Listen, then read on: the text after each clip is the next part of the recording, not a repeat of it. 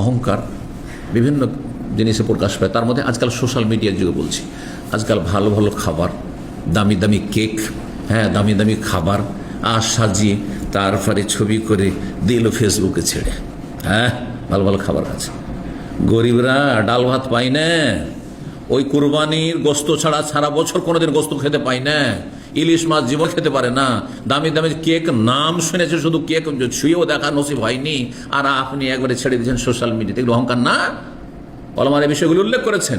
এগুলোতে বরকত চলে যায়, এগুলোতে বদনজর লাগে, কারণ সেখানে ঈর্ষার দৃষ্টি নিয়ে দেখা যায়, হায় রে ওরা কত কি খাচ্ছে আর আমরা খেতে পাচ্ছি না, ওরা এতগুলো ভাত নিয়ে বসে আছে আর আমরা এতটুকু ভাত পাচ্ছি না, এক থালা ভাত পাচ্ছি না, যার ফলে বরকত নষ্ট হয়ে যাবে।